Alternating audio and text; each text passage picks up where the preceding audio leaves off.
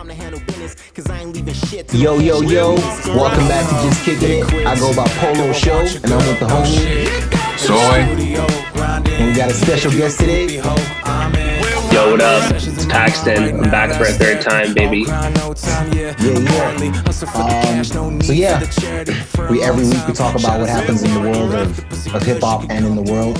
Before we get started, myself and Soy, we are artists first, so follow us on your preferred streaming platform. My artist name is Polo Show.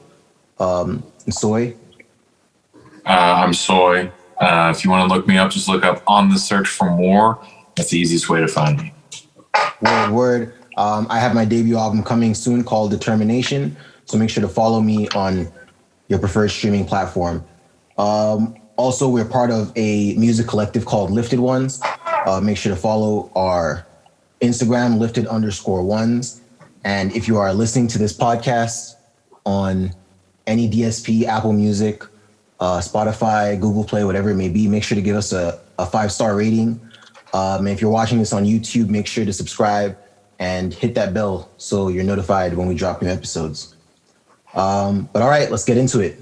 In the global world, we finally got Zack Snyder's Justice League. It's been a long time coming, you know. Was it 2015 when the other one came out? Was that 2015? 2017, I think. 2017, yeah, damn. You know, it seems like so long ago when I went to the theater. But yeah, it just feels like a long time ago. I went to the theater thinking I was gonna watch, you know, this movie like my childhood has been yearning for, you know, and 2 hours later, I was like, what just happened? But yeah, years later, here's the director here to redeem himself. So yeah, definitely, I think we've all seen it here. What are your thoughts on it, Soy?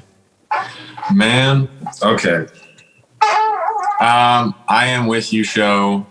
Paxton, I don't know if you feel the same about the original cut of Justice League. That shit was garbage. It was unwatchable.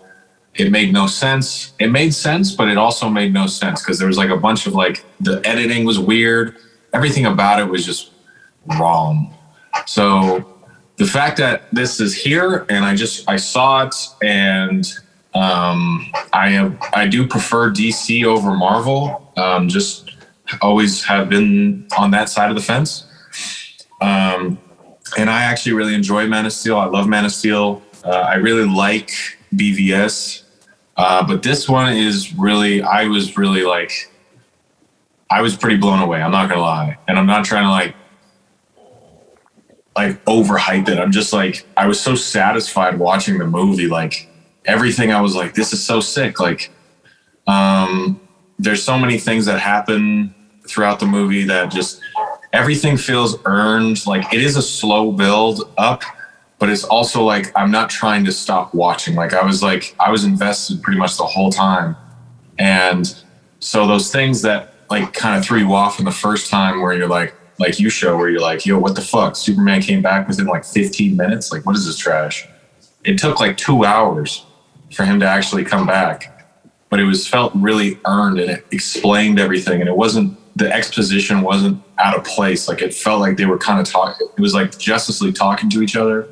And Steppenwolf was actually way better this time. Not the best villain, but like he was like, I could watch him and I was like, yo, he's kind of cool.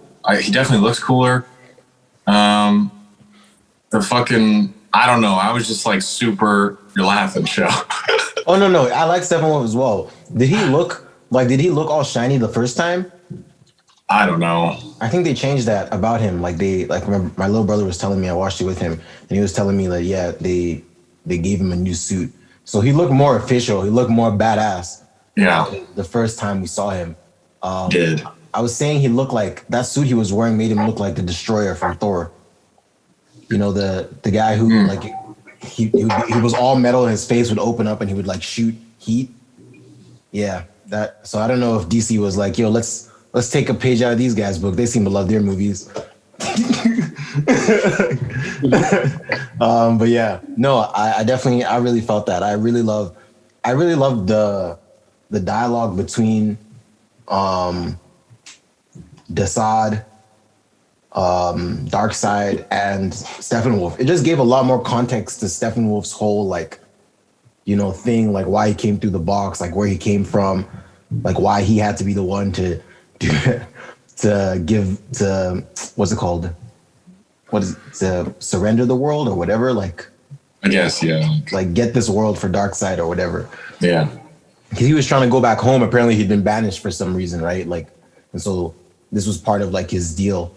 So yeah, like it just gave so much more like context, like, and so disclaimer, I definitely watched the 4 hours, like, but I slept at least like 6 times. I woke up. So I need to watch it again. I need to just like, cause I like at the end I was like, whoa, like this, it got here. Like, I mean, Damn, they're united? What the fuck? this is fire. But yeah, I really enjoyed all the explanations. Like, you know, I really enjoyed that they gave context to a lot of the scenes. Yeah, I definitely, for me, I have to watch it again. This is one of those, like, I knew it. I guess, I don't know what I was going into it with. I guess I just wasn't prepared to like commit 4 hours to like, I don't watch for anything for fucking 1 hour. Yeah. So fucking 4 hours of TV was like, I was out. I genuinely, I went into it still having really low expectations, because even though I saw all the good reviews, I'm just like, no, I will not be fooled again. I'm going to go into this being like, yeah, this ain't going to be the best, but man, it was sick. It was really, really, fuck. I agree. Yeah, I agree. It was perfect. Just for the listeners, you know, it is a 4-hour movie. The original theatrical version was 2 hours, so this is essentially doubled. Now, if you had told me in 2017, hey, they're going to release a 4-hour version of Justice League, I would have said, based on what I saw in the theater, I don't want to see another minute of that movie. But this is a completely different cut. And just to understand, it is broken up into 6 parts. So if you do want to watch one part at a time, that's perfectly acceptable, because you can actually just pause right when the title screen comes up for the next part, stretch your legs, take a break. I would recommend it. I think 4 hours is a lot to sit through all at once. Yeah. So maybe just like watch parts 1 and 2 or 3 and then take a break and then watch parts 4, 5, 6. Like Soy said, it is a slow burn. So hours, 1, 2, and 3 kind of build up to this final battle that takes place in hours 3 to 4, which is like completely from a visual effects perspective, it's completely redone. And it's really worth it, in my opinion. And the biggest things like that you're getting in the first 3 hours, are you're getting more time with the Justice League to understand how they come together. You're seeing Superman, be resurrected again. You're getting way more time with Cyborg. Cyborg's character is completely fleshed out in this version, and you understand who he is and like his motivations.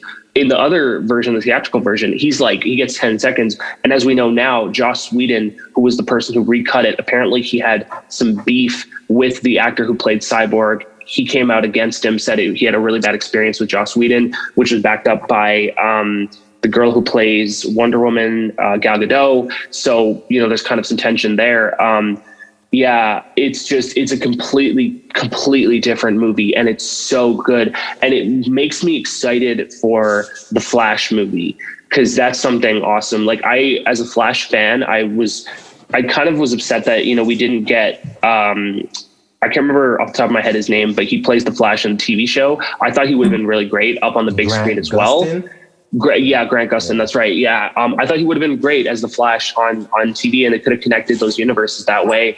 I think he could have done it on the big screen, but they went a different way, and that's okay. I really like this new Flash. We get a whole scene of him sort of stopping this car accident, and I think he meets Iris in that. He like falls in love with her kind of as he sees her. It's there's so much more attention to detail, and just even the epilogue itself. Like, spoiler alert, Jared Leto's Joker literally is in the epilogue. Like, what? That's crazy. And the Batman sort of nightmare scenario is back, and that's fleshed out more. And like, I just feel like, I think I remember watching it the first time with my girlfriend, like in theaters, and she kept asking me like, what's going on? What's this? What's that? And I didn't have answers. So I was like, man, they're just cutting around. They're just jumping. I have no idea. This version, she comes in after, not watching, we haven't watched Batman versus Superman in a very long time. So like, it's not like we were completely refreshed on kind of like how it was going into that, but they just took so much time to explain themselves and kind of give the backstory of the mother boxes all that stuff. So there was no question. She was just like watching it. We're all into it. I think it's a must see if you're a DC fan. Like Show said, the original tone of Zack Snyder's vision, which is a much more serious tone versus like Marvel movies are more like kind of comedic. They have these quips and stuff. That's kind of cut. And I actually think that this movie benefits from having Snyder's original version, because Josh Whedon, when he cut it up, he definitely tried to make it more like marketable, and he added all these kind of one-liners. And I just don't think that they had really place in this movie. But by going back to that original vision, we finally saw how Justice League should have been. And then, again, like Soy, like I was asking you, like, what do you think would have happened if this original cut was presented to us in theaters back in 2017? How would that have changed the future of DC's movie universe? Well, to be honest, if it was actually exactly like how we just saw it, which I don't know if they would be able to put out a 4-hour movie. They could even cut 30 minutes, but I like the 4 hours. I like the length, but I think it would have, like we were talking earlier, I think it would have changed like the trajectory of like DC. Damn it.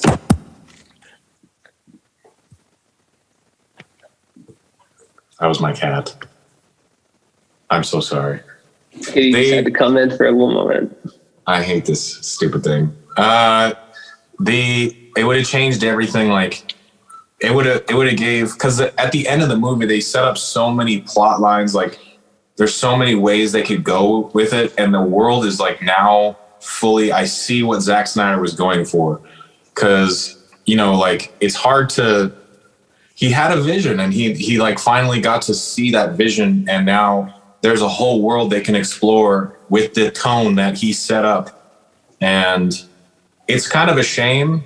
Part of me is almost like, I'd be okay if this was like the last one they made for, like, that's how much I enjoyed it. I'm like, I kind of want it, like, even just setting up the world and like not doing any more with it, because it was such a satisfying movie to me.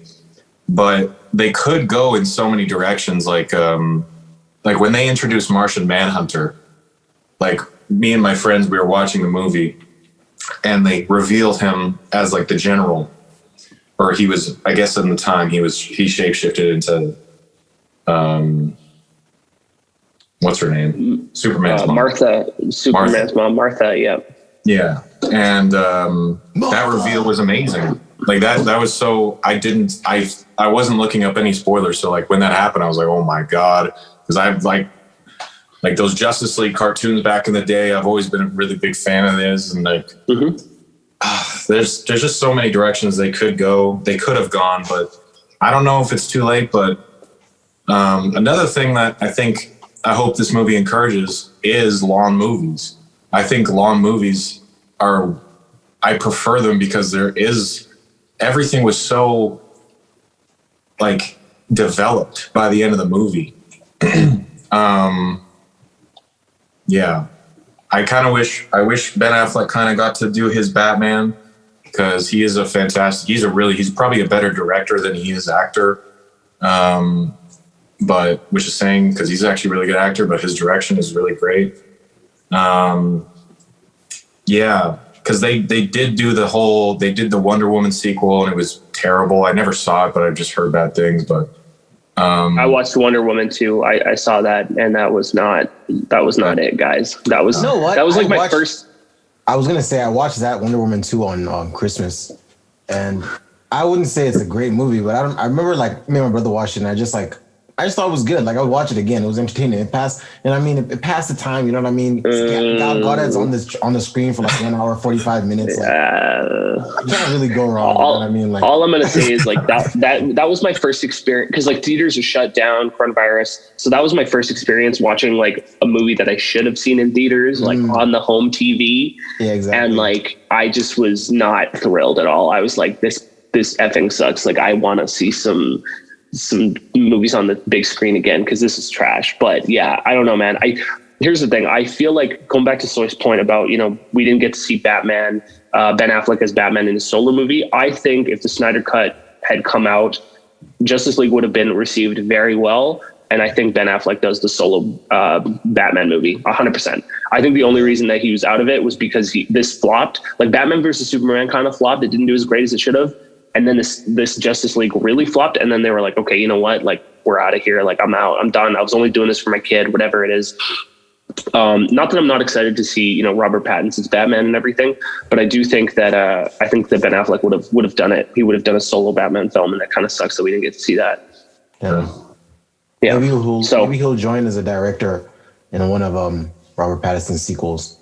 Yeah, but this does make me very excited for the Flash movie. We're gonna see like him going into multiple different realities or whatever it is, and we're gonna see like I think Michael Keaton is coming back as Batman in that film, so we're gonna see multiple. Yeah, we're gonna see multiple different Batmans from different time periods in that Flash movie. So it's interesting, man. Like that's the cool thing about the DC extended universe, right? Is that they're kind of like okay with bringing in like different movies that aren't necessarily connected in their kind of main universe, quote unquote. And that's kind of the thing you were saying, Soy, right? It's like that gives them the ability to kind of like pivot. It's like, okay, this universe isn't doing as well. Well, we can just kind of pivot and try to bring someone else from a different reality. It's kind of similar to what Marvel is doing with Spider-Man 3. If you guys have heard the rumor of that, like I think Andrew Garfield is coming back as Spider-Man for Spider-Man 3, and then Tobey Maguire might be coming back as well as Spider-Man, as well as like the original actor who played Dr. Octopus in Spider-Man 2, the Tobey Maguire films. He's coming back. So there's going to be like, huge multi-universe kind of crossover between all the Spider-Man films, which is like super exciting for me. But that's something that they're going to be doing with like Batman and stuff as well. So yeah, such a good film. I'm really happy I did that 4-hour watching. Really good. Yeah. Word. I definitely like you guys. I knew this would happen as well. You guys have definitely sparked more interest in it from me. Definitely, like I watched it with my little brother, and he's fucking with the shits. He probably watched BVS yesterday. Like he lives that shit. So like yeah. Do you like DC?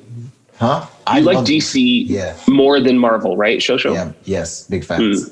And so it was a huge like it broke my heart, man, when I saw the BVS movie and then the Justice League movie afterwards. I was like, yo, Marvel is killing the fucking cinema game, and like DC's just fucking fumbling.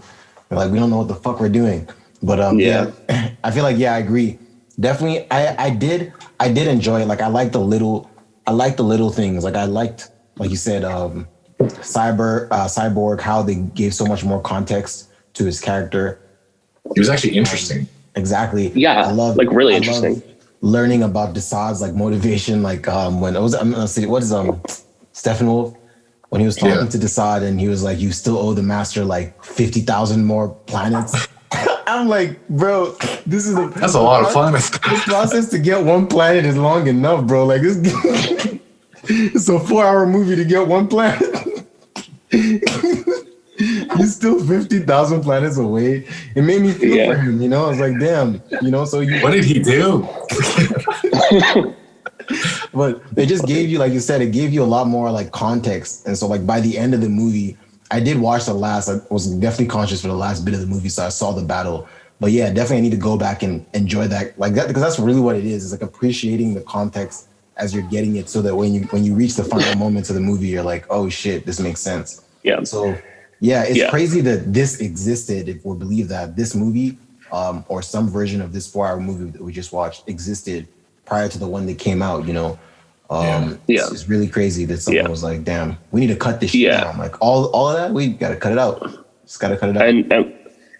And my condolences to Zack and his family, right? Like his daughter, committed suicide and that's why he had to step away from the project. That plus he was having, fights. Him and his wife both worked on this movie and they were having arguments with, Warner Brothers staff, again, related to what Polo Show was saying, like Marvel was just killing it. And so they were looking on like, we need to kind of try to copy this formula. We want jokes in the movie. We want quips. We want to make this like the Avengers.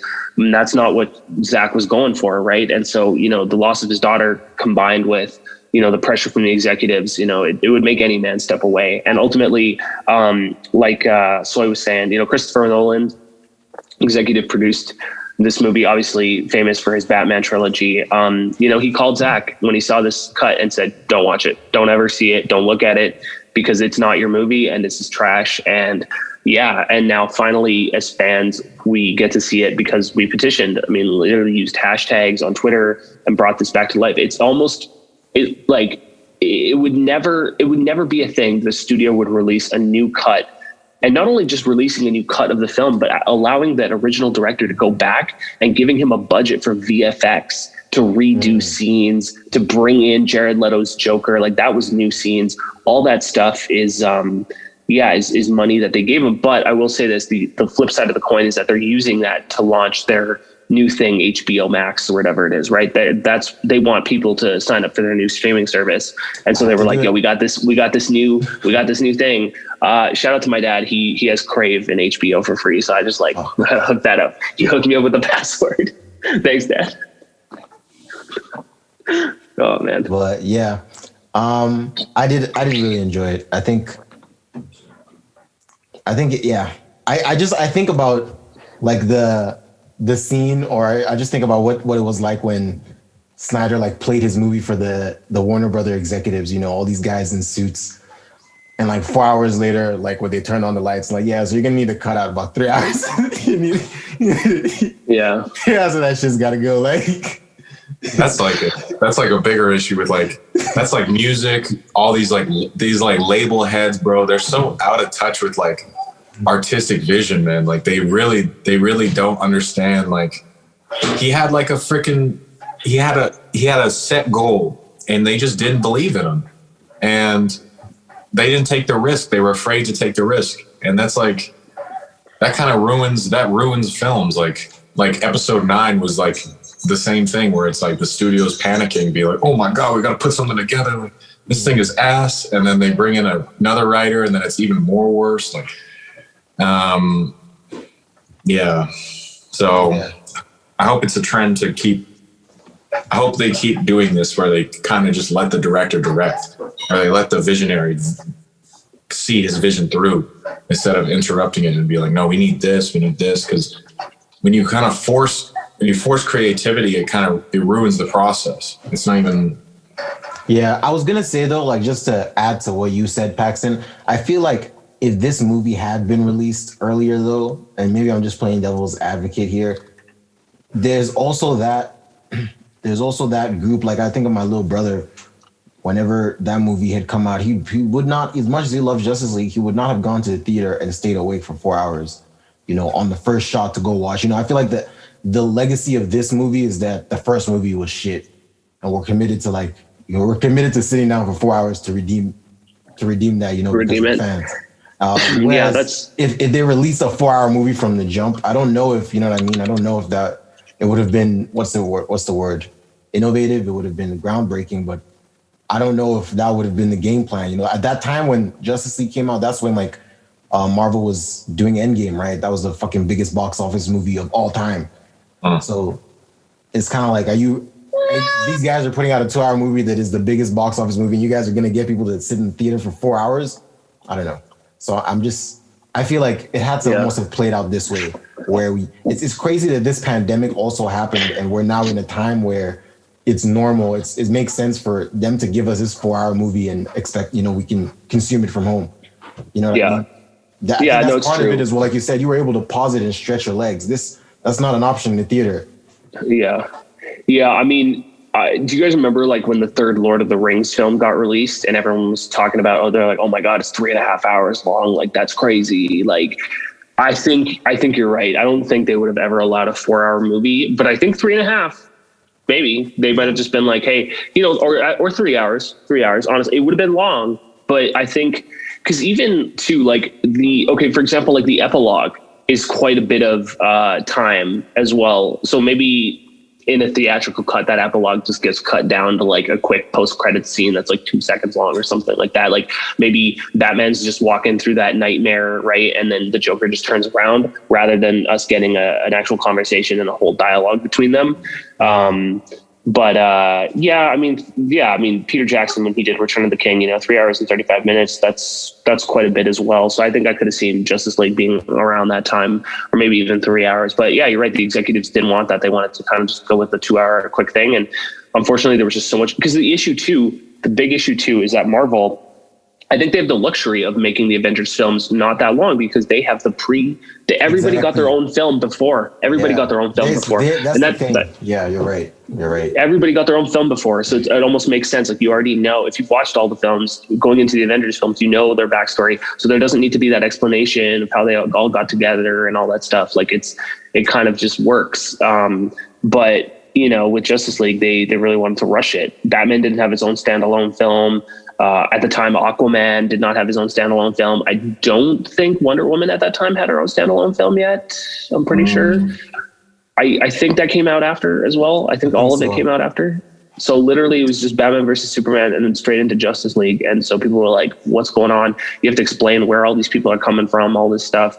So yeah, it's, I think you're right. I think, it's tough, but I think they could have done maybe 3 hours in the theater. I think 4 is too much, but still really good at home to have that luxury to just be able to pause it, stretch the legs, and watch it on a streaming service. I think this is the perfect type of thing to put on a streaming service. Yeah, that's what I'm saying. It's crazy that it's almost like the universe, again, not that we welcome COVID, but it's almost that like it wasn't meant for this 4-hour movie to come out when that one came out. We were meant to get that garbage one because that's what we could go and consume in the theater. And then the world had to be in this position where it's the norm to actually get a new movie and stream it from home for us to actually appreciate a 4-hour cut. That's kind of how I see it. But yeah, I think we're all in agreeing here that this was better than the first one, and this is a good look for DC moving forward. Yeah, I think so as well. I think it rehypes up the Flash movie that's supposed to happen. Very excited about that. Word. I am also, like when you were mentioning the Flash and how they're going into different universes. I am a huge fan of the Flash comic, The Flashpoint. And that's the one where he travels so fast, he goes into like another time, another like a parallel time where like Bruce Wayne's dad is Batman and shit.